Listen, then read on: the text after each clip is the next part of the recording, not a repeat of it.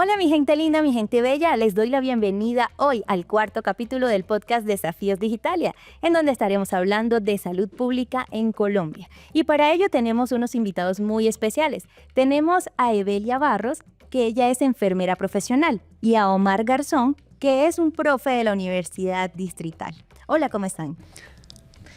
Buenas noches, gracias por la invitación. Bueno, Buenas noches, muchas gracias por la invitación. Bueno, antes de que entremos en materia, pues acabamos de ver el cuarto capítulo de la serie en línea. ¿Qué opiniones tiene?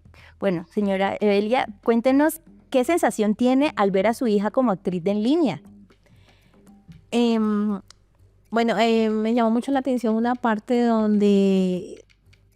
del capítulo donde se visualiza que está en una hamaca, tiene un sueño y va con una de las habitantes de la comunidad indígena, donde ella está explicando y comenta que esta persona tiene la sabiduría de poder explicar los sueños. Entonces se dirige a ella y ella le está contextualizando, diciendo cuál es el significado y el origen de ese sueño que ella tiene con esa muñeca y esos hilos que le salen de la boca. Me impactó esa parte de ese sueño. Es que es muy hermoso, además que pues conecta también con la región, conecta con cultura, conecta con todo lo que vamos a estar hablando hoy también. ¿Y usted qué opina? Me llamó mucho la atención ver la infraestructura, sin que lo cultural no me parezca muy importante, pero ver la infraestructura sobre todo en unas regiones donde no había infraestructura hospitalaria, y esa preocupación por lo diferencial también, digamos, cobra relevancia. Eso me llamó mucho la atención. Bueno, con eso que ustedes están mencionando, vamos a conectar un poco este tema. Y es que, bueno, hablamos de salud pública, pero finalmente lo que queremos poner sobre la mesa es esta salud pública con factor diferencial, el enfoque diferencial. Porque, por ejemplo, el hospital que vimos en el capítulo tiene un enfoque diferencial y que, bueno, acerca incluso más a la región, a la cultura, a estas tradiciones, precisamente generando un respeto. Y eso es algo que se está dando también y creciendo mucho con las inversiones de este actual gobierno. ¿Qué opinan? Es como poner a las personas, a la comunidad, centrarla en sus usos y costumbres, sentirse en su ambiente, que se sienta que la partería o la atención del parto está siendo dentro de la institución hospitalaria, dentro de una infraestructura, pero a la vez puede sentirse relajada y hacer todas las actividades que haría esa persona, por decir algo, en la ranchería, en la hamaca, agarrarse, y que la atención del parto va a ser por una partera y se va a sentir más cómoda, más relajada. Es muy importante, yo creo que en este tema de la atención diferencial y Sí. digamos de los esfuerzos por programas en las regiones. Es decir, este país ha sido un país también leído desde el centro y leído desde las necesidades del centro. O sea, del centro, llamo Bogotá, Medellín, Cali, desde las grandes urbes. Pero que pues que es importante que miren las regiones. Y las regiones en este país son diversidad. Este país es diverso por donde se lo mire y por todas partes. Así es. Así es, y bueno, teniendo en cuenta eso que ustedes mencionan, es importante entonces mencionar cuáles son esas barreras que nos encontramos, porque bueno, por algo ha pasado que antes, por ejemplo, no encontrábamos hospitales con este enfoque diferencial, y en la medida que también se están implementando, hay unas barreras. Ustedes que vienen del sector de la salud, que han estado trabajando e investigando en esto, ¿cuáles serían esos retos y cuáles serían esas barreras que nos encontramos? Bueno, menos mal que se está dando la oportunidad de que las comunidades puedan mirar que hay otras opciones, que no solamente la medicina occidental, sino que ellos pueden trabajar con los saberes ancestrales que tienen, los pueden utilizar para poder hacer sanación, curación o manejo de la enfermedad. Entonces, vemos, por ejemplo, en las comunidades afro, que ellos tienen sus raíces, son personas que vienen directamente del territorio, que aprendieron en el territorio, que aprendieron de sus abuelos, de sus ancestros, y conservan esos saberes. Y los ha traído hasta acá, hasta la ciudad de Bogotá.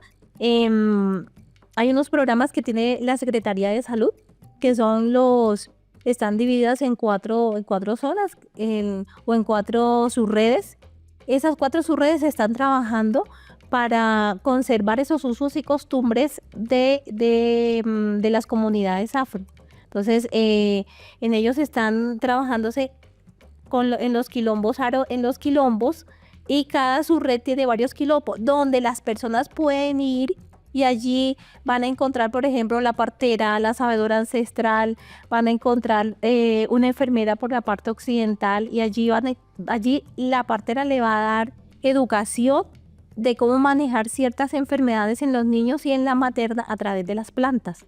Y enfermedades de adultos, ya sea diabetes, hipertensión, manejarlas a través de las plantas. Entonces se está conservando y se está rescatando esos valores y costumbres que tenían las comunidades afros a nivel de Bogotá.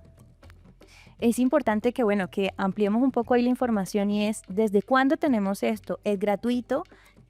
¿Cómo Sí, es un servicio gratuito que está a nivel de las cuatro subredes. Entonces está la subred sur, la subred norte, la centro oriente y la suroccidente.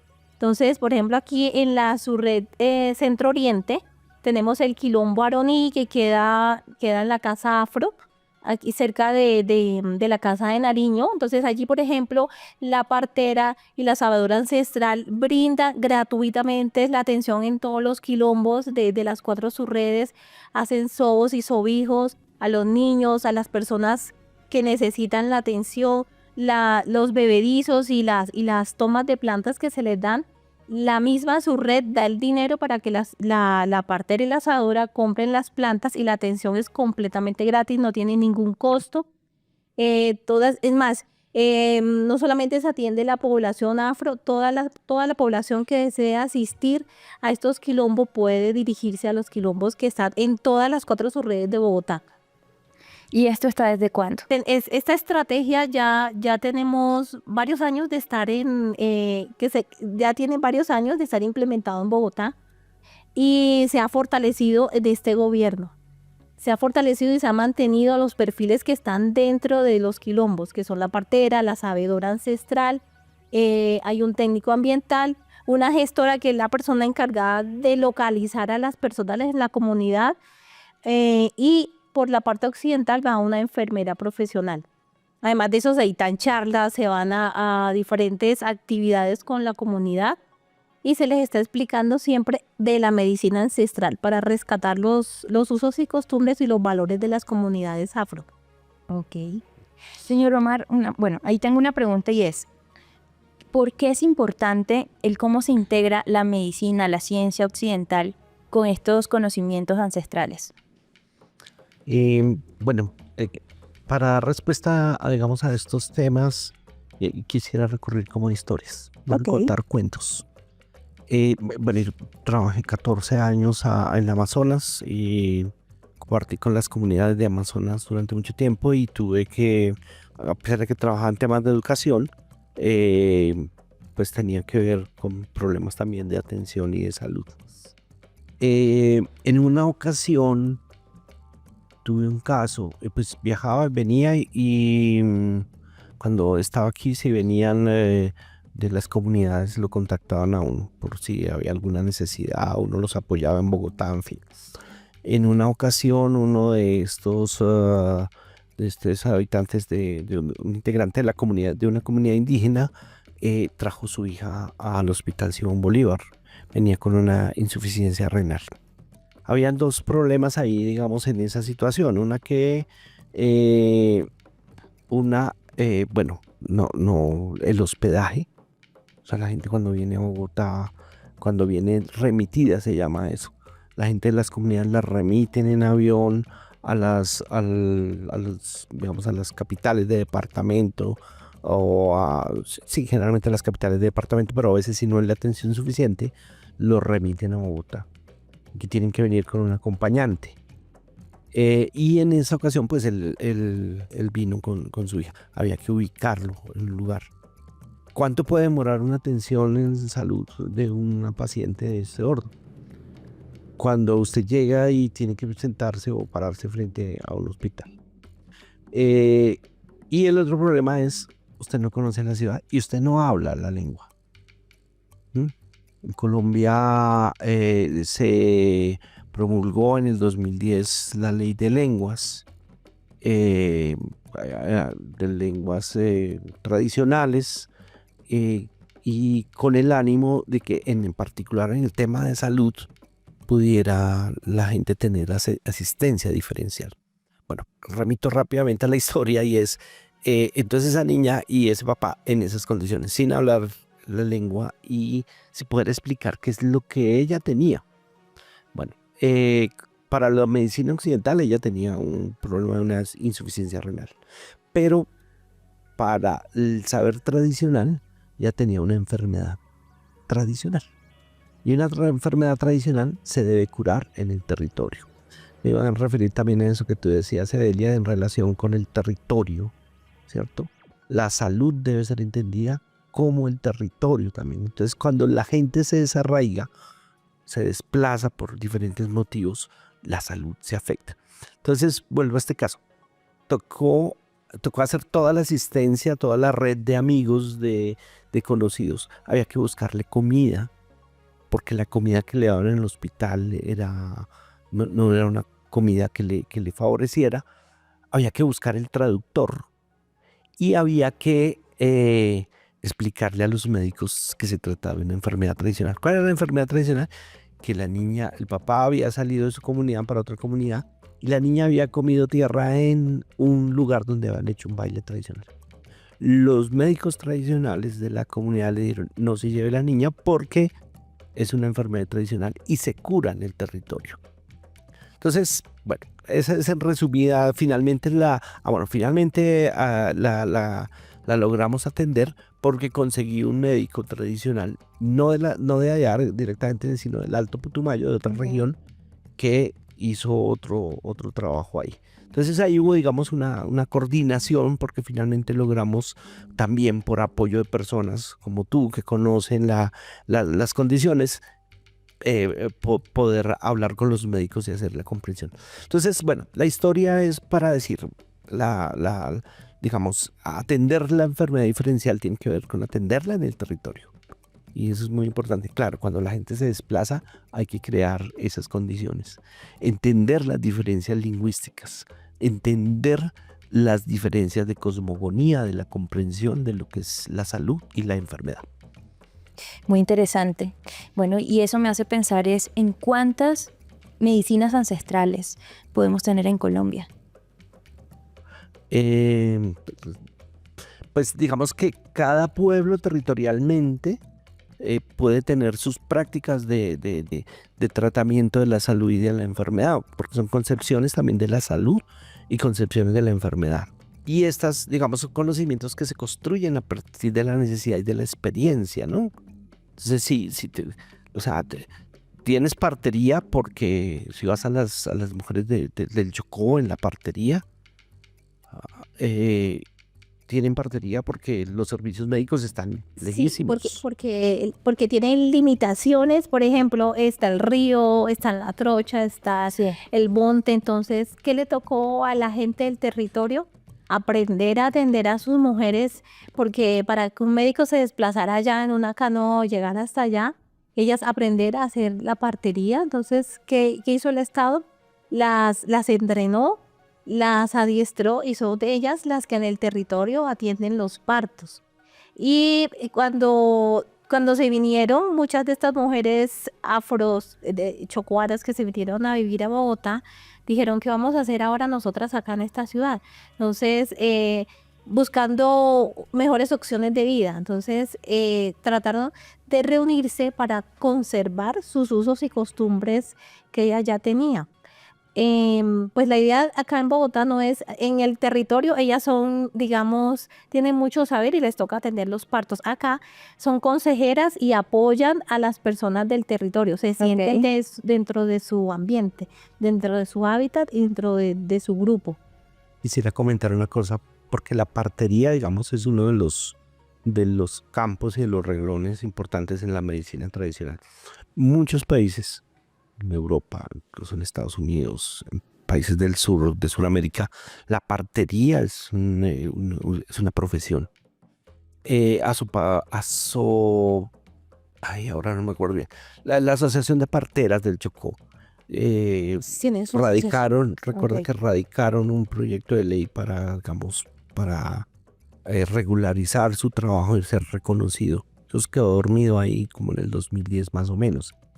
Un proyecto interesante, pero la partería es un tema que debería ser reconocido como un saber ancestral digamos, que se pudiera atender, que las mujeres pudieran escoger su partera y profesionalizar a las parteras. Además que ese es un tema bien delicado para las mujeres, es decir, es una condición de salud, por así decirlo, que es muy delicado el momento de un parto, ¿cierto? Sí, es definir el nacimiento, es traer un nuevo ser al mundo, es una responsabilidad grande, una responsabilidad que ellas tienen, pero en el territorio les ha tocado asumirlos por la dificultad del acceso a ciertas zonas de los médicos a estos territorios. Lo interesante de todo esto es que además son conocimientos que vienen, es decir, que vienen de muchísimo tiempo atrás, como la palabra lo dice, ancestrales, precisamente pasan de generación en generación. Se han ido transmitiendo de generación en generación. Es correcto, y además que es además propio del territorio, también pensando es en las plantas, en los recursos naturales con los que también curan. Sí, digamos, vuelvo al tema del territorio, que es muy importante. O sea, la salud debe ser comprendida y la salud intercultural, la salud diferencial debe ser comprendida en relación de la comunidad, que no es el individuo, ¿cierto? El sentido comunitario también es importante, con su territorio. Si a mí me desplazan de mi territorio, me sacan, me expulsan, o migro también porque quiero migrar, ¿cierto? Por voluntad, va a transformar también mis ideas en relación con el territorio. Entonces, una comprensión, digamos, de la salud intercultural en ese país es eso, el arraigo en las comunidades. Imaginémonos la tragedia de los Emberá en Bogotá durante todos estos años, que solo hasta ahora se vino a resolver el problema de la salud. O sea, hay problemas, digamos, también al interior de las comunidades, que son la salud de los niños, la salud de las mujeres, la salud de los hombres. Es decir, que están integradas a esa comprensión. Pero claro, en un contacto intercultural también tienen afectaciones. Pero creo que en términos de una política de salud, esa necesidad de comprender esa diferencia, esas particularidades, es un asunto importante.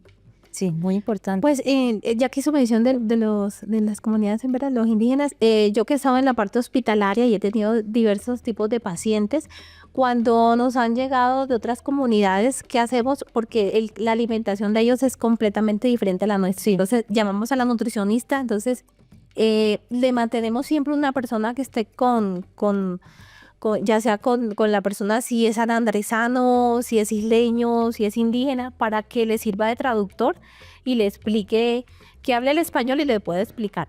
Y además la nutricionista trata de acomodarle la alimentación, porque la alimentación de nosotros occidentales es completamente diferente a la de ellos.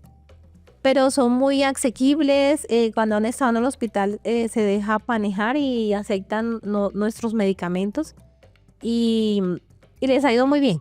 Les ha ido muy bien cuando los hemos tenido hospitalizados. Por ejemplo, en Amazonas, bueno, hablo de esa experiencia, pero pueden haber así muchas de manera diferente. Después del ritual de Yulupari se entra en dieta. O en general, digamos, se conservan muchas dietas para poder vivir, digamos, dentro de lo que es la selva. No se comen ciertos pescados, no se comen pescados de grasa, de piel, no se comen los bagres, se come pescado de espina, por ejemplo, ¿sí? Si usted se come un pescado de grasa, se enferma. Y eso es una cosa complicada porque usted está curado, y eso se dice así, Claro. usted está curado para ciertas cosas, para ciertos alimentos, ¿eh? Entonces cuando vienen acá con la historia que les contaba de la niña, pues lo más rápido que conseguimos fue unas mojarras, por ejemplo, conseguimos casabe, conseguimos fariña, hicimos un caldo, o sea, creamos las condiciones. Pero imagínense, ese es un caso. Los Hay casos muchos, son hay muchos. muchos. Y pasa acá, pero pasa en las regiones también. O sea, Quibdó puede pasar, es decir, en muchos lados. Porque también hay un problema ahí, digamos, yo creo que se ha modificado y hay gente bastante sensible, pero también los sistemas hospitalarios son racistas y excluyentes. Bueno, nos vamos a ir a un pequeño corte de comerciales, pero hay que dejar claro, y es que precisamente Colombia es un país multicultural y asimismo también tiene muchas formas de sanar. Por eso es tan importante cómo se integra la ciencia o la medicina occidental con estos conocimientos ancestrales. Ya volvemos. Bueno, aquí continuamos hablando de la salud pública y además con el enfoque diferencial. Y para ello, ahora queremos abordar un poco ¿cómo nos enfrentamos a estas situaciones en donde las personas que no creen en los conocimientos ancestrales, en la medicina ancestral, creen que pueden estigmatizar diciendo que es charlatanería y terminan alimentando unos discursos de odio frente a esto? ¿Cómo enfrentar ese tipo de situaciones? Pero fíjate que es muy aceptada la medicina ancestral cuando uno empieza a hablarles a las personas que ciertas plantas se pueden utilizar en los niños, que por decir algo, un ejemplo, que solamente una fruta, el tomate de árbol, te va a ayudar a bajar la tensión arterial, o que en una quemadura puedes utilizar la sábila, el aloe vera, que ahora ha sido tan comercializado, pero es una medicina, es una planta ancestral. Entonces las personas cuando ven que tiene razón de ser lo que le estamos diciendo, se interesan, se motivan, pues en las charlas que nosotros dictábamos, íbamos a colegios, universidades, y la idea era dar a conocer la medicina ancestral, dar a conocer la estrategia que teníamos de salud pública, de rescatar estos usos y costumbres de la población afro, y teníamos mucha acogida entre la población. La gente se interesaba y nos motivábamos tanto que los llevábamos a que se realizaran los masajes, los ojos y los oídos con la partera, y surgían muchas preguntas y querían asistir y había mucho interés. Ok. La gente cree y no cree, pero en este tema de la medicina, las medicinas tradicionales, ancestrales, es más la gente que cree. O sea, es más la gente que cree tomarse el agua de hierbabuena para el dolor de estómago, ¿cierto? Son más los remedios que se buscan. Estábamos hablando contigo ahorita sobre la sábila, ¿no? Sí. El ajo, la cebolla, ¿cómo es? Inclusive Pues, el jarabe de totumo. el jarabe de totumo. Entonces tú ya recurres. Y hoy hay un mercado amplísimo, digamos, en términos de medicinas tradicionales y alternativas. Una cosa que ha pasado también es médicos, digamos, de la medicina diplomada, yo les llamo la medicina diplomada, los médicos, llamémoslos occidentales. Sí, ya cada vez más se especializan en homeopatía, Sí, acupuntura, digitopuntura. Yo vi donde una acupunturista que es odontóloga y se dedicó a la medicina china, que son medicinas también tradicionales, Claro. ¿no? O sea, el espectro de la medicina tradicional también es mucho más amplio.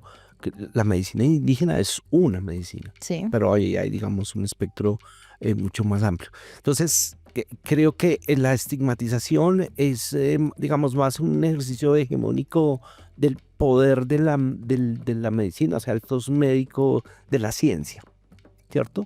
Eso creo que se ha venido transformando bastante. Incluso el término de charlatanismo es un término que se inventaron o que atribuyeron los médicos a finales del siglo XIX en Colombia, aquellos que no ejercían la medicina diplomada. O sea, que puede ser una manera como también de darle validación a quien sí tiene el diploma, pero que a la final terminan, hoy en día están terminando investigando, estudiando, especializándose en estas medicinas ancestrales para poder llegar a las comunidades. Exactamente. Perdón, termino ahí con esta idea, y es que pregúntenle ustedes a un médico de medicina alternativa, ¿cierto? Si ha tomado yagé, por ejemplo. Sí. Puede estar más popularizado en lo que nosotros nos imaginamos.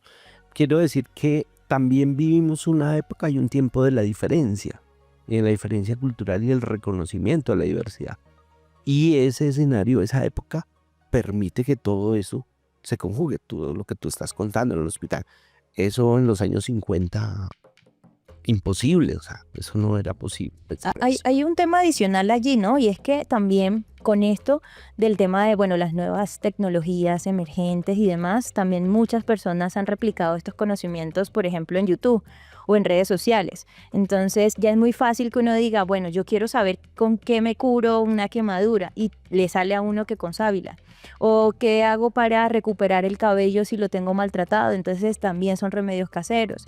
O el dolor de estómago y también le sale. Entonces uno busca y ya comienzan a salir todos estos conocimientos ancestrales en cualquier canal de YouTube o en cualquier red social. Pero ¿quiénes son nuestros ancestros? Nuestros ancestros son nuestros abuelos. Nuestros abuelos que quizás no tenían la accesibilidad a un servicio de salud como lo tenemos nosotros ahora. Y a ellos les tocaba de lo que conocían de atrás de sus ancestros también. ¿Y qué ha hecho la medicina tradicional o la occidental?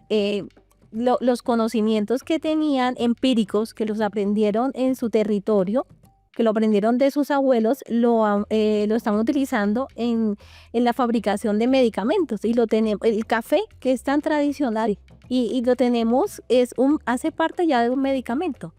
Entonces, acetaminofén más cafeína. Y si miramos una cantidad de productos que son naturales, que ahora los están retomando. El cannabis se está utilizando en los hospitales. Yo lo he utilizado con pacientes crónicos para manejo del dolor. Entonces ya se está utilizando como parte de un medicamento. Entonces ya no es estigmatizado, sino que hace parte de la cultura, de la tradición de un pueblo que se está tomando como un medicamento. Y así como eso, hay muchos. La hoja del tabaco. La hoja del tabaco la abrimos y la humedecemos y la ponemos acá y nos sirve para el dolor de cabeza, para la cefalea. Sí. A eso hay que agregar, le agregaría una cosa en términos, no solamente es que tenemos un país diverso en lenguas, en culturas, En plantas, en tradiciones, frutas, sino sí. en plantas medicinales, ¿cierto? La biodiversidad del país Schultz, se presta para eso. Claro, un etnobotánico norteamericano, Schultz hizo investigaciones aquí sobre el río Vapor y sobre el Amazonas para extraer, digamos, los componentes de lo que es con esta cosa que lo duerme, la anestesia, ¿cierto? ¿Para sedación? Para sedación, claro. Entonces son plantas de acá, de este territorio. Pero eso también tiene otros debates, pero sería otro programa, otro momento. Son la propiedad intelectual, que hace parte también, digamos, de los problemas que tenemos. Sí, efectivamente eso ya lo vamos ampliando en otro programa porque no nos va a alcanzar el tiempo con este. Ahora, me gustaría que habláramos de los desafíos, de esos retos que tenemos pues frente a la salud pública y precisamente para darle cada vez más espacios a la medicina ancestral. Y que bueno, con un gobierno como el que tenemos actualmente que también está fomentando estas inversiones para tener hospitales como el de Maicao, como el que vimos en la serie. Bueno, precisamente nosotros tuvimos una materna que estuvo hospitalizada aquí en el Instituto Materno Infantil. Era nuestra paciente de la Surred Centro Oriente. Y pues nos dieron la oportunidad, el hospital nos dio la oportunidad de irla a visitar, de entrar a la unidad neonatal, hablar con los neonatólogos, a ver cómo estaba el bebé, hablamos con la materna, fuimos y le dimos la educación, nos identificamos como el grupo que estábamos asistiéndola a ella en la comunidad, pero que queríamos hacerle un seguimiento. Entonces el hospital nos abrió las puertas, no en ningún momento nos impidió que entráramos a la institución y estuvimos compartiendo con la paciente y haciéndole el seguimiento en la institución. Entonces estamos viendo que en las instituciones se están dando campo para que las personas que tengan sus usos y costumbres de su medicina ancestral y tradicional puedan continuar dentro de la institución, la puedan seguir visitando y puedan seguirle dando recomendaciones de acuerdo a la enfermedad que ella tiene. Va de la mano derecha voy con la medicina occidental y de la mano izquierda llevo la medicina ancestral. Y la idea es que, pues, para llevar a un fructífero bienestar del paciente y de esa familia, ese grupo familiar. Si usted tuviera la oportunidad de mejorar algo, es decir, si hablamos de un reto o un desafío que se tiene precisamente para que esto no sea solo en algunos hospitales o en algunos escenarios, sino que fuera en todo, ¿qué mencionaría allí frente a eso? Bueno, que se siga dando esa oportunidad de que el paciente, el usuario, el individuo pueda seguir teniendo, pueda tener esa parte de su medicina ancestral, que no, porque es algo que está arraigado, que es parte de él, que viene consigo, con su comunidad y se siente como que le están quitando una parte de sí. Ok. Entonces, que continúen promoviendo esa parte y que todas las instituciones sean partícipes, que la medicina ancestral de ese individuo, ese sujeto que venga del territorio, lo tengan en cuenta y que no lo relegan hacia un lado, que vayan a la par tanto la medicina occidental como la medicina ancestral. Y va a ser fructífero para el paciente, para el individuo, para el sujeto. Yo lo diría en dos niveles. Uno macro es luchar contra el racismo, contra la exclusión y el patriarcado. O sea, creo que esos que son males de la paz y de este país también. Cuando te preguntas por el racismo, te preguntas por quién es, o sea, es decir, si peleas contra eso, preguntas quién es el otro, qué necesita, qué diferente, Claro. o sea, quién es, qué pasa con él, ¿cierto? Eso me parece que en términos estructurales. Patriarcado porque es, digamos, en ese sentido la salud diferencial es reconocimiento no solamente de la diferencia cultural, de la diferencia de género, de las opciones, digamos, distintas, ¿cierto? Y a eso hay que preguntárselo. Podemos tener ahí muchos dramas en relación con ese tema. Y ya en términos, digamos, concretos, creo que hay que ir a las regiones, a las comunidades y rescatar ese. No sé si rescatarlas, Y aprender. sí, pero aprender, Aprender. preguntarle a la gente. Aquí hay que ir a las regiones y preguntarle a la gente, digamos, en esa ruptura con ese racismo, con esa exclusión, y preguntarle a la gente, ¿usted cómo hace? ¿Cómo arregla usted sus problemas? Es que ahí toca, bueno, para poder tener una medicina ancestral, es decir, con un enfoque diferencial, también tenemos que ser inclusivos. Y es que lo uno va de la mano de lo otro. Entonces, precisamente el poder ponerse en los zapatos también del otro y querer conocer cuáles son las necesidades de tantas comunidades que tenemos en un país como Colombia, que tiene tanta variedad en el tema cultural. Eso precisamente, en la medida que se entiendan estas cosas y que podamos ponernos precisamente en el lugar del otro y querer indagar y conocer las necesidades de los demás, pues precisamente esto va a ser más inclusivo y diferencial. Pero mira una cosa, perdona que voy a intervenir ahí en eso. Es decir, yo cuando digo es el reconocimiento, y ratificando tus palabras, de reconocimiento del otro, es que cuando tú reconoces al otro, incluso no sé si es un sistema tradicional, pero es que te duele, que te afecta, ¿cierto?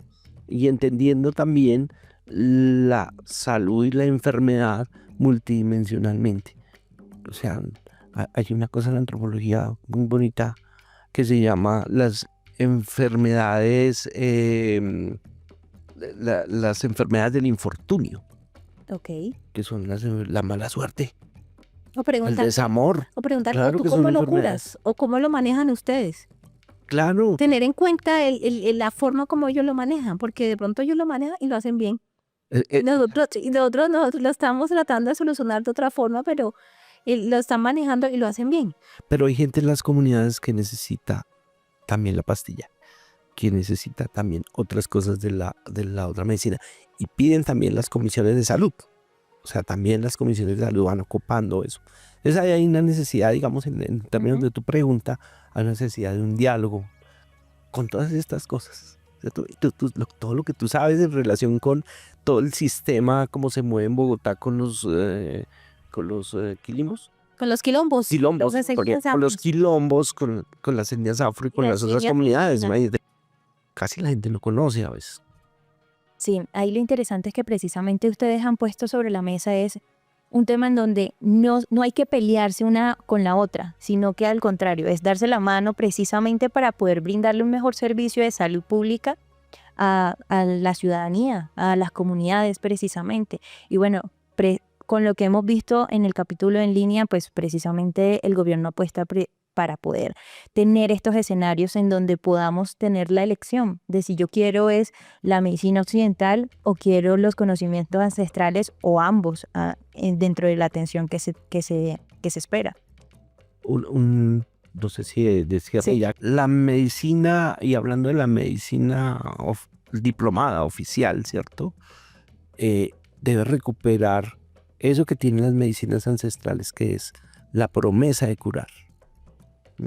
O sea, mire, yo lo voy a curar a usted. Yo voy a hacer todo lo que yo pueda por curarlo a usted. De pronto diría, la medicina ancestral es estar en paz y armonía con la naturaleza, es utilizar los recursos de la naturaleza, es agradecerle a la naturaleza, a la vida, la energía, el agua, la luz, lo que te está dando, el fruto, la tierra, el tener el sol, ver la luna, y nosotros también devolverle a la energía, a la naturaleza.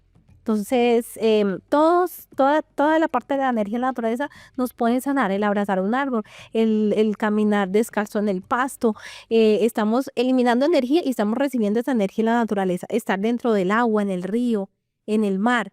Pero entonces, de pronto sentar esas dos partes, la medicina occidental, la medicina ancestral y ponerse de acuerdo.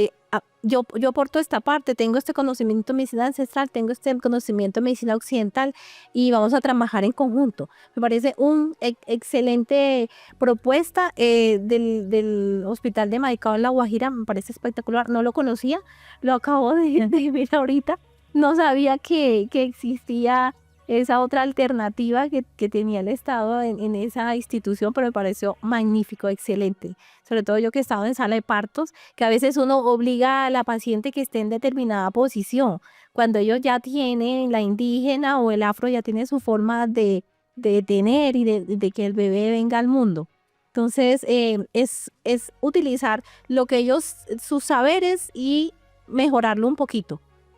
Pero, y estar en armonía en los dos espacios. Recuerda que la obstetricia, y tú eres enfermera, cambió la dirección del parto. Sí, porque es posición pensada. Claro. Agregada de coronillas por la gravedad. Para ayudar a las mujeres, sí, Bueno, lastimosamente el tiempo se nos acabó. Este tema está súper interesante. Yo sé que así va a estar también nuestra audiencia en estos momentos allí esperando que sigamos hablando, pero bueno, ya nos toca seguir ampliando estos temas en próximos capítulos. Y bueno, hasta aquí llegamos con el cuarto capítulo del podcast Desafíos Digitalia. Los invitamos para que puedan ampliar más información en la página de digitalia.gov.co y en nuestras redes sociales, @digitalia_col.